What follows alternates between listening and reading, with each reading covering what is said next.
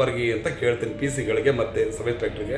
ಇಲ್ಲ, Chamundeshwari full bunk ಇದೆ, ಅವ್ರನ್ನ ಕರೆಸ್ತೀವಿ ಅಂತ ಹೇಳಿ ಅವರನ್ನು ಕರೆಸಿ ಸ್ಕ್ಯಾನರ್ ತರಿಸಿ 20,000 6 ಗಂಟೆ 14 ನಿಮಿಷದಲ್ಲಿ, 20,000 6 ಗಂಟೆ 15 ನಿಮಿಷದಲ್ಲಿ, 10,000 6 ಗಂಟೆ 15 ನಿಮಿಷದಲ್ಲಿ 50,000ವನ್ನು 29ನೇ ತಾರೀಕು ಸಂಜೆ 6:15 ಮಾಡಿದ್ದೀವಿ.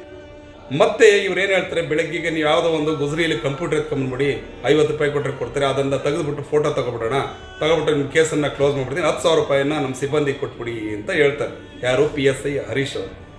ಆಯಿತು ಸ್ವಾಮಿ, ಈಗ ಕೊಟ್ಟಿದ್ದೀವಲ್ಲ 50,000 ತಿರ್ಗಾಯಿ ಎಂತಕ್ಕೆ ಅಂತಂದರೆ, ಇಲ್ಲ ಅವ್ರಿಗೆ ಅದು ತಲುಪಬೇಕು, ಈ ದುಡ್ಡು DYSP ಮತ್ತು ನನಗೆ ಇಬ್ಬರಿಗೂ DYSP ಅವ್ರಿಗೂ ಕೊಡಬೇಕಾಗುತ್ತೆ, ನಾನು ಆ ದೃಷ್ಟಿಯಿಂದ ನಾನು ಇಷ್ಟೊಂದು ದುಡ್ಡು ಇಸ್ಕೊತಾ ಇದ್ದೀನಿ, ಇಲ್ಲ ಇಸ್ಕೊತಾ ಇರಲಿಲ್ಲ ಅಂತ ಹೇಳ್ತಾರೆ.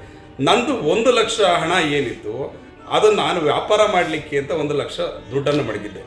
ಆ 1 ಲಕ್ಷ ದುಡ್ಡನ್ನು ಕಿತ್ಕೊಂಡು, ಮತ್ತು ನನ್ನ ಕಾರಲ್ಲಿ ಬಂದಂಥ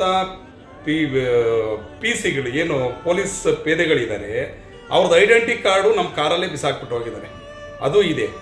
ನಂತರ ನಾನು ಆ ಸಂದರ್ಭದಲ್ಲಿ ನಾನೇನು ಮಾಡಿದೆ, ಮುಖ ಇದನ್ನಾಗಿ ನನ್ನ ಸಂದರ್ಭ ಹೇಗಿತ್ತು ಅಂದರೆ, ನಮ್ಮನ್ನು ಒಂಥರ ಕುಗ್ಗಿಸಬಿಟ್ರು, ಆ ಸ್ಟೇಷನ್ ಕೂರಿಸ್ಬಿಟ್ಟು ಕುಗ್ಗಿಸ್ಬಿಟ್ಟು ಜೈಲಿಗೆ ಕಳಿಸ್ತೀನಿ, ಹಾಗೆ ಮಾಡ್ತೀನಿ ಹೀಗೆ ಮಾಡ್ತೀನಿ ಅಂತ ಬೆದರಿಕೆ ಹಾಕಿ ನನ್ನ ಹತ್ರ 1,60,000 ರೂಪಾಯಿನ ನನ್ನ ಕಿಸೆಯಲ್ಲಿದ್ದ 1 ಲಕ್ಷ ಹಣವನ್ನು ನಗದನ್ನು ತಗೊಂಡಿದ್ದಾರೆ. ನಾನು ಆ ಸಂದರ್ಭದಲ್ಲಿ ಏನೂ ಮಾತಾಡಲಿಕ್ಕಾಗಿಲ್ಲ, ಸದ್ಯ ಬಿಟ್ಟರೆ ಸಾಕು ಅಂತ ಅಂದ್ಬಿಟ್ಟು ಆ ರೀತಿ ಹಿಂಸೆ ಕೊಟ್ಟು, ನಾನು ಮಿಲ್ಟ್ರಿಲಿದ್ದೀನಿ, ನನ್ನ ಯಾವ ಅಧಿಕಾರಿ ಏನೂ ಮಾಡಲ್ಲ, ನಿಮ್ಗೆ ಒಳ್ಳೇದು ಮಾಡ್ತೀನಿ, ನಿಮ್ಗೆ ಯಾಕೆ ಕೊಡಿ ಅಂತ ಅಂದ್ಬಿಟ್ಟು ದುಡ್ಡನ್ನು ಇಸ್ಕೊಂಡಿದ್ದು.